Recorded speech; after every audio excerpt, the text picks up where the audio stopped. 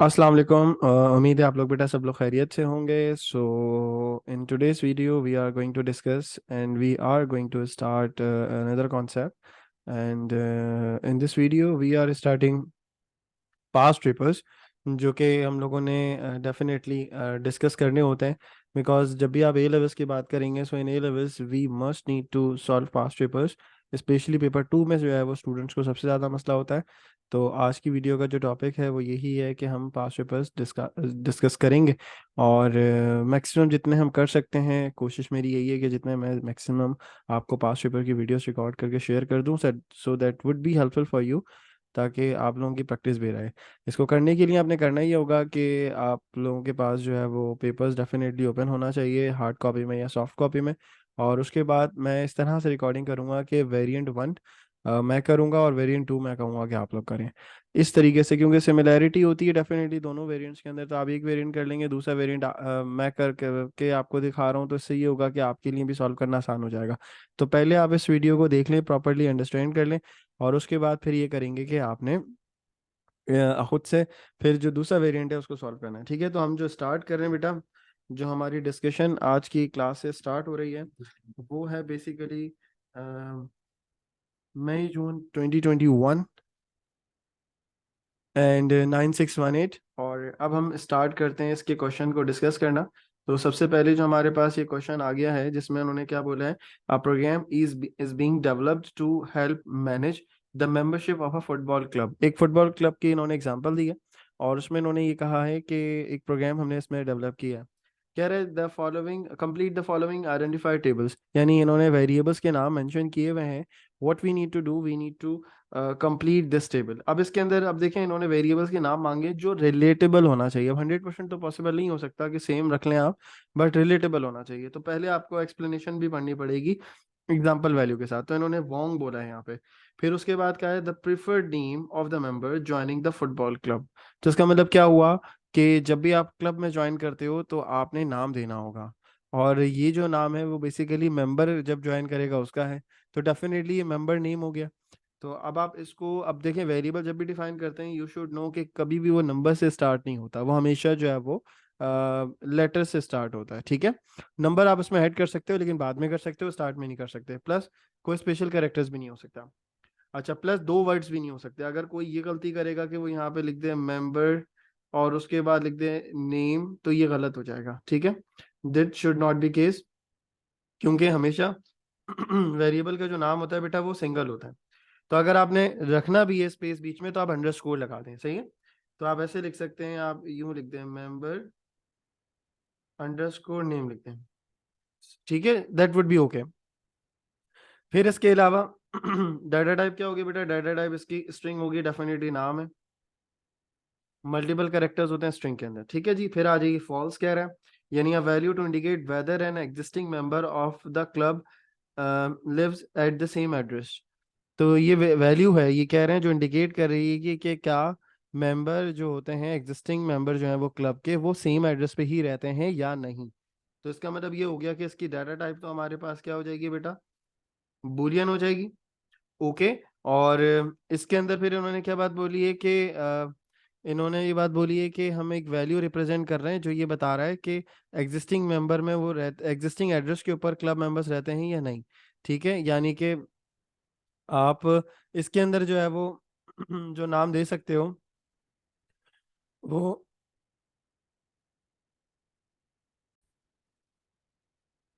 Okay जी। सो अब यहाँ पे हमारे पास जो है वो ये कह सकते हैं कि वैल्यू हमने बतानी है कि जो एग्जिस्टिंग मेंबर है बेटा वो सेम एड्रेस पे रहते हैं या नहीं रहते। तो आप ये कह सकते हो कि फैमिली एड्रेस बोल दो उसको। ठीक है, या आप इसे सिंपल एड्रेस भी बोल दो तो भी मसला नहीं है। ठीक है, तो बस ये मीनिंगफुल होने चाहिए नेम्स। ठीक है, ऐसा नहीं होना चाहिए कि वो बिल्कुल ही एक अलग डायरेक्शन में चला जाए, समझ में आना चाहिए, सेंस बनना चाहिए। ठीक है, फिर ये इन्होंने डेट दे दी है। अब ये कह रहे हैं कि when the member join the football club, यानी फुटबॉल क्लब जब ज्वाइन किया उसकी ज्वाइनिंग डेट होनी चाहिए। तो ज्वाइन डेट भी आप बोल सकते हो। ठीक है, हाँ ज्वाइन डेट का आप कर लो। तो आप यहाँ पे कह दो ज्वाइन डेट कर लो आप इसमें। ठीक है जी, और इसकी जो डाटा टाइप हो जाएगी वो क्या हो जाएगी, डेट हो जाएगी। ठीक। फिर इसके अलावा वो क्या बात बोल रहा है, फिर इसके अलावा उसने कोई न्यूमेरिकल वैल्यूज दी हैं और उसने कहा the number of points a member has entered and members of the club earn points for different activities. तो यहाँ पे आप पॉइंट्स दे सकते हो, सिंपल। ये नंबर ऑफ पॉइंट्स कह दो, एक ही बात है। पॉइंट्स आप कह दो और उसके बाद जो इसकी वैल्यूज देख के आप अंदाजा कर सकते हो कि डाटा टाइप क्या होगी बेटा, इसकी इंटीजर होगी। Okay, so that's how you can define. अच्छा, अब जरा बात को आगे लेके चलें और अब जरा समझें यहाँ पे। अब इन्होंने क्या बात बोली है कि each pseudocode statement in the following table may contain an error due to the incorrect use of the function or operator. Describe the error in each case. Write or write no error if the statement contains no error. यानी statement के अंदर अगर कोई error नहीं है, so you will write just no error. Otherwise you have to give a description, I guess इन्होंने ये बोला है यहाँ पे डिस्क्राइब करना है ना, ठीक है, तो हमें करना पड़ेगा। कह रहे हैं you can assume that none of the variables referenced are an incorrect type. ठीक है, तो आप जो है वो ये कह सकते हैं, यानी कोई भी वेरिएबल जो है वो आप ये अंडरस्टैंड कर सकते हैं कि you can assume that none of the variables reference are of the incorrect type, यानी इनकरेक्ट डाटा टाइप नहीं है, जो लिखा हुआ है बिल्कुल करेक्ट लिखा हुआ है। सही है जी। अच्छा, तो आपने अब देखना है, जैसे यहाँ पे देखें, यहाँ पे क्या दिया हुआ है बेटा, रिजल्ट दिया हुआ है। रिजल्ट के साथ इन्होंने क्या लिखा हुआ है, 2 and 4। अब एंड जो है वो बेसिकली हमारे पास ये कॉन्कैटिनेशन के लिए यूज होता है, ठीक है। अब यहाँ पर इन्होंने 2 और 4 जो दिया हुआ है ये न्यूमेरिकल वैल्यू है, सो न्यूमेरिकल वैल्यू के साथ कॉन्कैटिनेशन नहीं होता, वो हमेशा हम ऐड कर रहे होते हैं। सही है, या अगर आपने कॉन्कैटिनेशन करना होता है तो फिर आप इसको स्ट्रिंग में आप रखें, ठीक है। तो समझ में आता है कि फिर 2 और 4 कंबाइन हो जाएंगे स्ट्रिंग की फॉर्म के अंदर। लेकिन अगर आपने जो है वो 2 और 4 को, क्योंकि जो हमें नजर आ रहा है वो ये नजर आ रहा है कि रिजल्ट के अंदर हम 2 4 का एडिशन सेव कर रहे होंगे, तो यहाँ पर मोस्ट प्रोबेबली गलत गलत जो आया है वो ऑपरेटर आ गया है, ठीक है। तो यहाँ पे अर्थमेटिक ऑपरेटर आना चाहिए, या फिर जो है वो इन दोनों की डाटा टाइप चेंज होनी चाहिए, या तो आप ऑपरेटर को चेंज कर लो या फिर इन दोनों 2 और 4 की वैल्यूज की डाटा टाइप चेंज कर लो, क्योंकि अभी ये किसको रिप्रेजेंट कर रहे हैं बेटा, अभी ये रिप्रेजेंट कर रहे हैं न्यूमेरिकल वैल्यू को, तो न्यूमेरिकल वैल्यू के साथ एंड ऑपरेटर नहीं आता। ओके, तो यहाँ पर ये हो सकता है कि बुलियन या arithmetic operator should be used, ठीक है। तो आप जो इसका आंसर बताएंगे वो यही बताएंगे कि अर्थमेटिक ऑपरेटर, ठीक है, शुड बी यूज्ड, ठीक है जी। तो अर्थमेटिक ऑपरेटर होना चाहिए, नॉट एंड ऑपरेटर। सही है, या आप ये भी बता सकते हो, दोनों में से कोई भी एक चीज बता सकते हो कि जो है वो 2 and 4 शुड बी स्ट्रिंग और करेक्टर डेटा टाइप। सही है, तो फिर भी हो जाता, तो दोनों चीजें पॉसिबल हैं। फिर उसके बाद इन्होंने क्या बात बोली है बेटा, उसके बाद इन्होंने मेड का फंक्शन बोला है। मेड के फंक्शन में उन्होंने एक स्ट्रिंग दे दिया है और 4 पोजीशन से उठाना है और एक करेक्टर उठाना है, तो इट मीन्स कि और उसको असाइन कर देना है किसके अंदर, सब स्ट्रिंग के अंदर। तो यहाँ से क्या उठेगा बेटा, 4th पोजीशन का मतलब है 1 2 3 और 4, यहाँ से यू उठेगा और सब स्ट्रिंग के अंदर चला जाएगा। It means there is no error.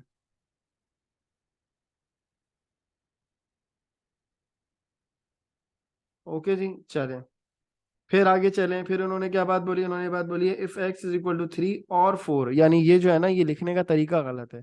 इस स्टेटमेंट को हम हमेशा किस तरह से लिखते हैं, if x is equal to 3 और x इज इक्वल टू 4, तब हम जो है वो करेक्ट आंसर बोल सकते हैं। तो यहाँ पर हम क्या बोलेंगे कि इनकरेक्ट ऑपरेटर या इनकरेक्ट कंडीशन लिखी हुई है, यानी कि कंडीशन जो है ना वो ऐसी होनी चाहिए, ठीक है। If x is equal to 3 और x is equal to 4, then वो आगे कुछ काम करेगा, तो ये लिखा हुआ गलत है। सही है, तो ये जो है वो बुलियन ऑपरेटर सही तरह से बन नहीं रहा हमारे पास।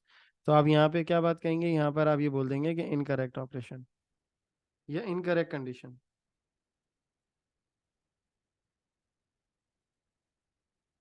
इनकरेक्ट कंडीशन, ठीक है बेटा।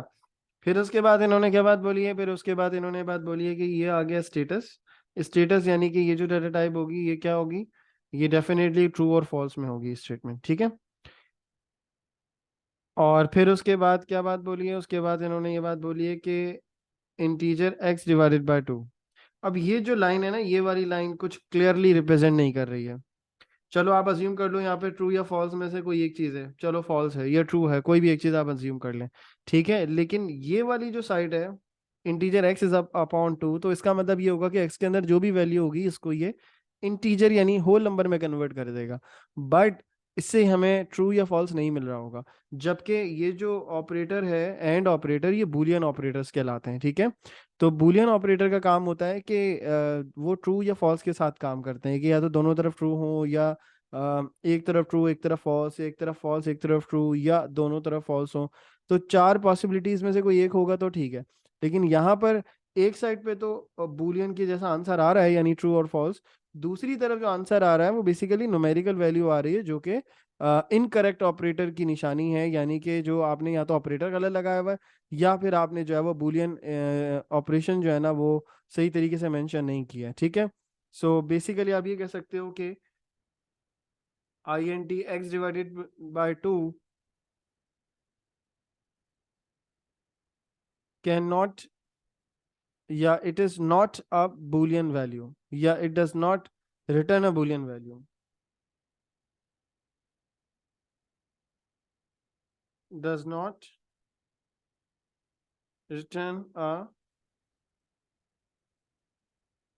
boolean value। तो जब boolean value नहीं आएगी बेटा, तो इसका मतलब ये है कि यहाँ पे रिजल्ट जो है वो हमारे पास सही नहीं चल रहा होगा, ये एरर हो जाएगा। फिर इसके अलावा क्या बात बोली है बेटा इन्होंने, फिर इसके बाद इन्होंने बोला डन, और उसके बाद इन्होंने जो है वो क्या कर दिया, प्लस कर दिया। ठीक है, और प्लस कर दिया किसके साथ बेटा, ये लेंथ के साथ।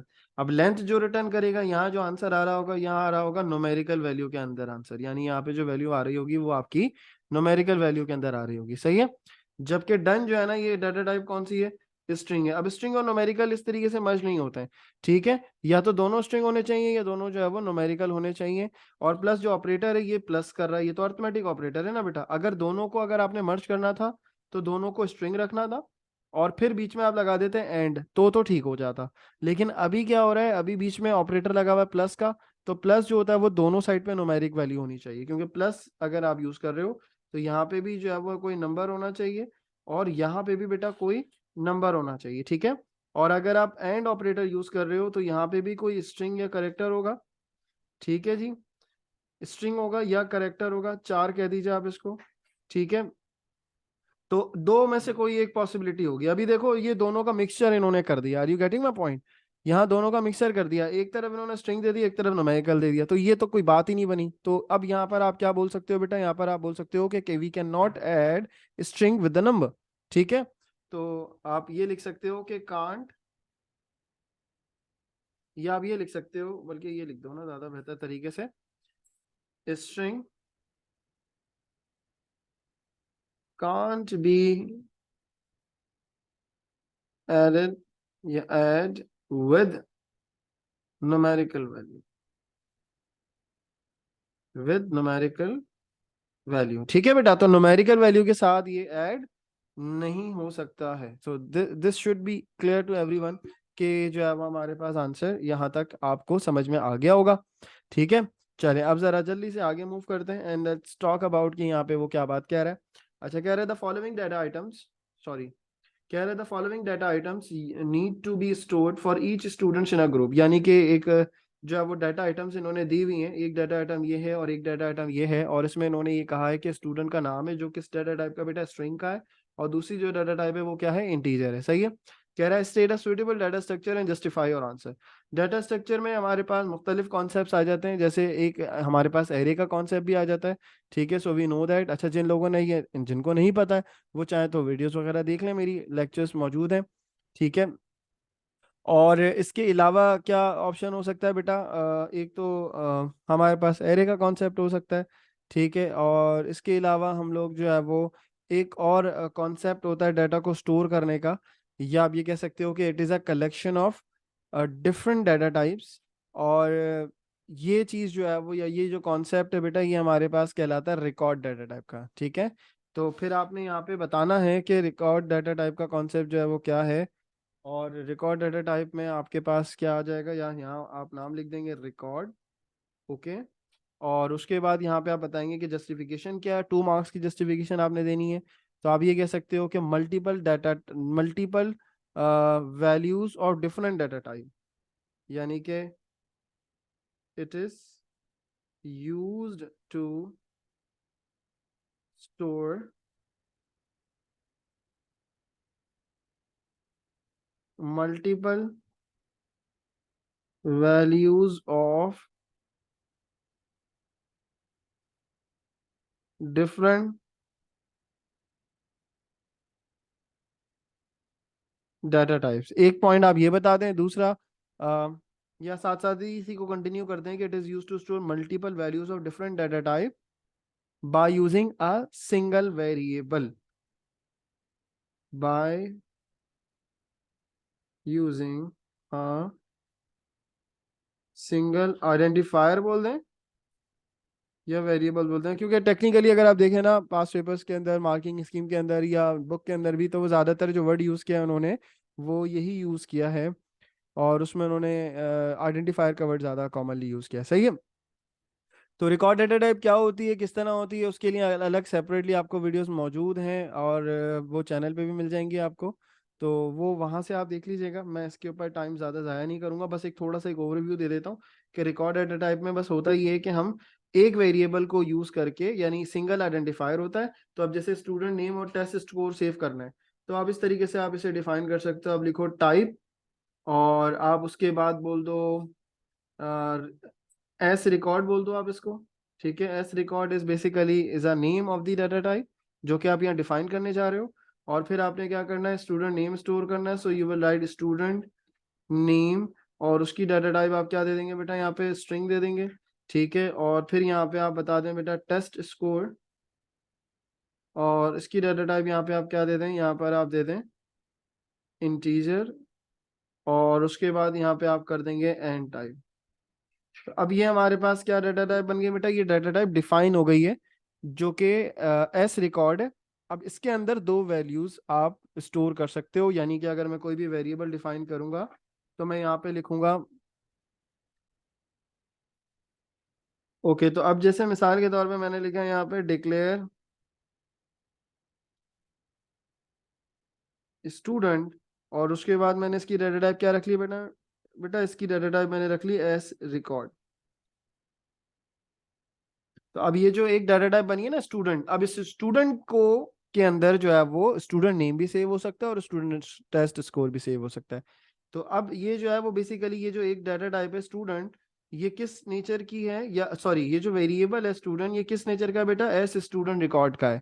ठीक है, एस रिकॉर्ड का टाइप का। और एस रिकॉर्ड के अंदर क्या चीज मेंशन कर दी बेटा, मैंने ये दो चीजें मेंशन कर दी। जैसे मिसाल के तौर पे अगर मैं कोई भी वेरिएबल डिफाइन करता हूँ, इफ आई राइट डिक्लेयर नाम, और उसके बाद मैं यहाँ कह देता हूँ इंटीजर, तो इसका मतलब ये है कि इंटीजर कहीं ना कहीं डिफाइन हुआ होगा ना बेटा, कि इसके अंदर होल नंबर ही सेव हो सकता है। अगर मैं इस नम के अंदर कोई इंग्लिश कैरेक्टर डालने की कोशिश करूंगा तो वो नहीं होगा, क्योंकि हमने पहले से सेव किया हुआ है। मैं अगर ये करूंगा तो ये क्या हो जाएगा, ये एरर हो जाएगा बेटा। क्यों? क्योंकि आपने उसकी टाइप क्या बताई है, इंटीजर टाइप बताई है। तो नम जो है वो सिर्फ होल नंबर सेव करेगा, क्योंकि आपने उसके साथ वो लिख दिया। इसी तरीके से स्टूडेंट जो है ना वो क्या सेव करेगा बेटा, एस रिकॉर्ड ही सेव करेगा, और एस रिकॉर्ड के अंदर क्या पड़ा हुआ है बेटा, स्टूडेंट नेम और टेस्ट रिकॉर्ड। ठीक है, सो होपफुली समझ में आ गया। मैंने एक शॉर्ट इंट्रो दे दिया है रिकॉर्ड डेटा टाइप का। अगेन ये इंट्रो ही कह सकते हो आप, क्योंकि अभी इसके अंदर और भी चीजें हैं जो डिस्कस करने वाली हैं। चले जी, क्वेश्चन नंबर 2 पर आ जाते हैं फटाफट से, we have very short time. तो अब जरा हम देखें तो इसके अंदर इन्होंने बात बोली है, एक प्रोग्राम की बात हो रही है, 4 program modules form part of a program for a library. A description of the relationship between the modules is summarized as follows. अब इन्होंने क्या कर दिया बेटा, मॉड्यूल्स के नेम बता दिए और साथ साथ डिस्क्रिप्शन बता दिए। अब मॉड्यूल्स क्या है बेटा, मॉड्यूल्स ये है कि एक इन्होंने कहा है कि अपडेट लोन है। अब देखो ये जो क्वेश्चन है ये किस तरह का, ये है स्ट्रक्चर चार्ट का है।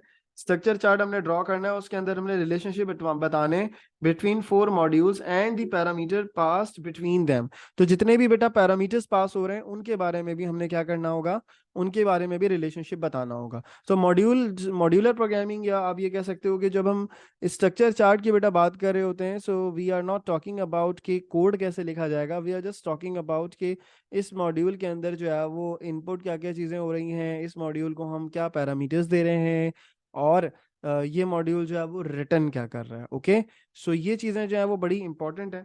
फिर उसके बाद क्या कह रहा है बेटा, loan extended, check reserve and loan return. तो 4 हमारे पास क्या आ गया बेटा, मॉड्यूल्स आ गए। और इस मॉड्यूल का जो मेन एक मॉड्यूल होगा वो क्या होगा, वो हमारे पास एक आप ये कह सकते हो कि एक मेन हमने क्या बनाया हुआ होगा, इस प्रोग्राम को कंसीडर किया हुआ होगा, और इसका जो नाम हो सकता है वो चलें, वो फिर हम आगे भी इसके ऊपर बात कर लेंगे।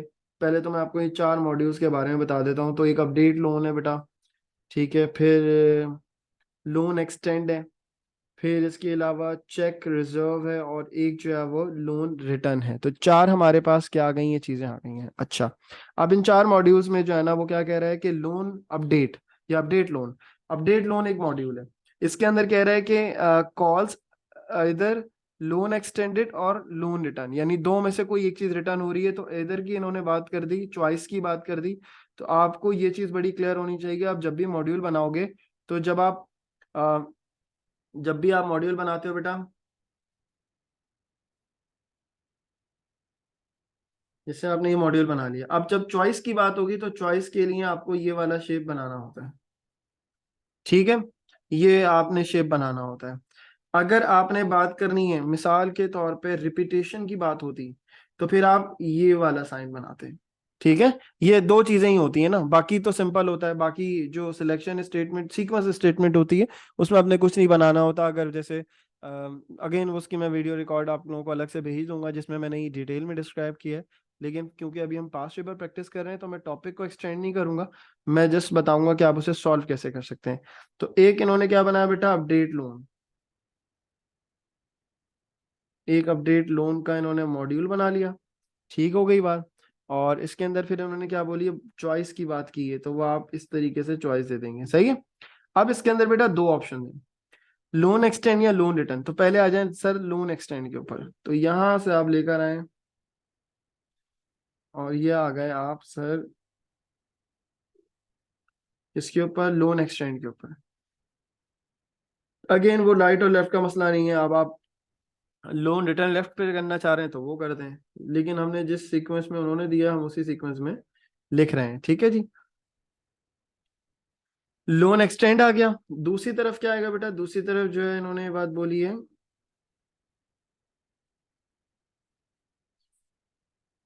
लोन रिटर्न,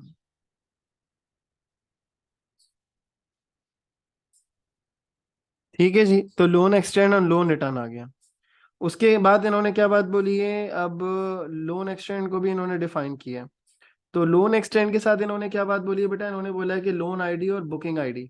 देखो, जब सिंपल वेरिएबल जब आप यूज करते हो बेटा, तो आपने इस तरह से यूज करना होता है। जब बूलियन होता है तो मैं आगे आपको बता देता हूँ, यहाँ पे डिस्कस हो रहा है। तो लोन आईडी है बेटा इसके साथ, और फिर हमारे पास क्या है, बुक आईडी, ओके। और क्या करना है बेटा इसमें हमें, कह रहा है कि ये काम कर दिया तो पहला एक काम हो गया। फिर कह रहा है कि call check reserve to see whether the book has been reserved for another library use. तो अब इसका मतलब ये कि हमें कॉल करना है किसको बेटा, चेक रिजर्व को कॉल करना है।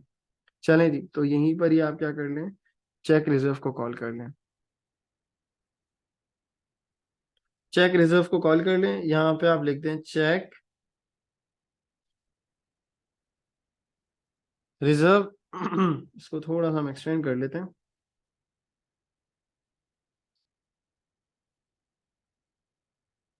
इसको जरा सही से लिख लेते हैं। आप यहाँ लिख लें चेक रिजर्व, ठीक है। और चेक रिजर्व क्या करके बता रहे हैं, चेक रिजर्व ये कर रहा है कि called with the book ID, इसको हम बुक आईडी पास करेंगे। तो इसका मतलब ये हुआ कि यहाँ पे हम क्या लिख देंगे बेटा, बुक आईडी लिख देंगे, ठीक है। और उसके बाद क्या बोल रहा है ये, कि ये ट्रू या फॉल्स रिटर्न करेगा कि बुक रिजर्व है या नहीं, यानी बूलियन वेरिएबल रिटर्न करेगा। सो आप बूलियन वेरिएबल को बेटा इस तरीके से आप बना सकते हो, ठीक है। इस तरीके से आप बूलियन वेरिएबल बना सकते हो। और फिर उसके बाद वापसी आ जाओ लोन एक्सटेंड के अंदर, तो हमने ये वाला काम कर लिया, कॉल रिजर्व कर लिया। और ये भी क्या रिटर्न करेगा बेटा, ट्रू या फॉल्स रिटर्न करेगा। तो लोन एक्सटेंड करना है या नहीं करना, तो इसका मतलब ये हुआ कि हम यहाँ से भी क्या रिटर्न करेंगे बेटा, यहाँ से भी हम लोग जो है वो बूलियन वेरिएबल को रिटर्न कर रहे होंगे, ओके। सर फिर आ जाइए लोन रिटर्न के ऊपर। तो लोन रिटर्न में क्या कह रहा है कि call with loan ID and book ID, loan ID और बुक आईडी के साथ इसको भी जो है वो हमें कॉल करना पड़ेगा। तो सर आप यहाँ पे भी आप क्या लिख दें, लोन आईडी, ठीक है। और इसके अलावा जो है वो क्या लिख दें यहाँ पे, बुक आईडी। और ये क्या रिटर्न कर रहा है बेटा, ये सिंपल, ये रिटर्न कर रहा है रियल वैल्यू कि जो है वो ओवर ड्यू हो गया या नहीं हुआ, तो इसलिए मैंने यहाँ पे ये बता दी ओवर ड्यू का। सही है। सो दैट्स हाउ जो है वो आपका ये 5 मार्क्स का क्वेश्चन हो जाता है कंप्लीट। तो ये इस तरह से जो है ना वो आपने चीज़ों को लेके चलना होता है बेटा। तो ये छोटी छोटी चीज़ें हैं, ये देखें, ये आपके मार्क्स गेन करने में आपको हेल्प करती हैं। तो ये सब चीज़ों की प्रैक्टिस करके जाना है। अब क्या कह रहा है कि define definition for module loan return, तो लोन रिटर्न की हमने डेफिनेशन बतानी है, और उसके अंदर इस तरह से कर दिया उन्होंने, चेंज कर दिया है कि it is called with the parameter loan ID, book ID and fine. तो इसके अंदर इन्होंने क्या दे दिया बेटा, 3 चीजें दे दी हैं। सही है। और कह रहा है the module code check whether the book has been return on time and then assign new value to the on fine. यानी होगा ये कि पहले चेक करेंगे लोन रिटर्न को कि इसने जो है ना लोन रिटर्न किया है टाइम पे, या टाइम पे रिटर्न नहीं किया। अगर टाइम पे रिटर्न नहीं किया तो हम इसे फाइन असाइन कर देंगे, और अगर सेम रिटर्न कर दिया तो हम इसे जो है वो फाइन असाइन नहीं करेंगे। सही है। तो इन्होंने क्या बात बोली, इन्होंने बोली है लोन आईडी और बुक आईडी जो है वो स्ट्रिंग डाटा टाइप है, और हमने क्या लिखना है, हमने हेडर लिखना है यहाँ पे। तो हेडर लिखने का तरीका क्या है बेटा, आप यहाँ लिखेंगे pseudo code, sorry pseudo code लिख रहा हूँ, यहाँ पे हम लिखेंगे प्रोसीजर इन सूडो कोड। ठीक है। So will you will write here procedure, और उसका नाम क्या है भाई, loan return. So you will write here loan return, और उसके बाद बेटा आपने क्या लिखना है, लोन आईडी। और इसको भी आप क्या कहते हैं, इसको आप कहते हैं स्ट्रिंग, कॉमा बुक आईडी, और इसकी डाटा टाइप भी आप क्या देते हैं बेटा, स्ट्रिंग। और क्या है बेटा, फाइन। अच्छा, फाइन जो है वो क्या है, आपने अपडेट करना है। अब तो अपडेट आपने प्रोसीजर के अंदर करना है। और ये चीज हमने बात की थी जब हम बाय रेफ और बाय वेल की बात कर रहे थे, कि जब भी आप वेरिएबल्स की बेटा बात कर रहे हो ना, कि जो आपने प्रोसीजर के अंदर अपडेट करना है और इसका असर आपको तमाम जगहों पे नजर आए, तो आपको बाय वेल करके पास नहीं करना होता, बाय रेफ करके पास करना होता है। ठीक है। अगर मैं बाय वेल करके पास करूंगा, तो बाय वेल करके पास करने में होगा क्या कि जो वैल्यू होगी वो प्रोसीजर से बाहर वो अपडेट नहीं होगी, प्रोसीजर के अंदर तक तो चेंज आ जाएगा, लेकिन प्रोसीजर के बाहर उस फाइन वेरिएबल में चेंज नहीं आएगा। So that would be more difficult, क्योंकि यहाँ पर हमें फाइन असाइन करना है और वो वैल्यू हमें आउटसाइड द प्रोसीजर भी नज़र आनी चाहिए। ठीक है। तो यहाँ पर इन्होंने जो वर्ड यूज़ किया है कि असाइन अ न्यू वैल्यू, और उसके बाद इन्होंने ये बात भी बोल दी है कि फाइन जो है ना वो टाइप होगी रियल, और वो एज अ पैरामीटर पास होगी। तो फिर जब भी आपने कोई वेरिएबल ऐसे रखना हो जो बाहर भी उसका इफेक्ट नजर आए, तो वहां पर आप क्या करेंगे बेटा, वहां पर आप लिखेंगे बाय रेफ, और उसके बाद फिर आप क्या लिख दें बेटा, यहाँ पे लिख दें फाइन, और उसकी डाटा टाइप क्या हो जाएगी यहाँ पे, रियल। ठीक है। अब ये 2 मार्क्स का क्वेश्चन है, 1 मार्क्स जो है वो ऊपर वाली साइड के होंगे, और एक मार्क्स जो है वो नीचे वाली साइड के होंगे। अब क्योंकि स्टूडेंट मिस्टेक कर देते हैं, तो बाय रेफ हो भूल जाएंगे बच्चे। तो आपने सवाल को बड़े क्लियरली अंडरस्टैंड करते हुए चलना है, अदरवाइज जो है ना वो स्टूडेंट को जो है वो ये चीज़ें नोट नहीं कर पाते हैं, और फिर मार्क्स जो है वो बेटा डिटेक्ट हो जाते हैं। ठीक है जी, चलें, यहाँ तक हमने कर लिया है, सो दैट्स ग्रेट। अब हमने क्या करना है, अच्छा अब जो क्वेश्चन है वो हमारे पास क्वेश्चन नंबर 2 है, सॉरी उसी का ही पार्ट है। अच्छा ये फिर अभी हमारी रिकॉर्डिंग में नहीं हो सकेगा, चलें अब मैं इसको दूसरी वीडियो में फिर इसको रिकॉर्ड कर लेता हूँ। सही है बेटा, आप नेक्स्ट वीडियो देख लें ताकि आपको इसका जो क्वेश्चन है ये फ्लो चार्ट वाला, ये भी आपका कवर हो जाए।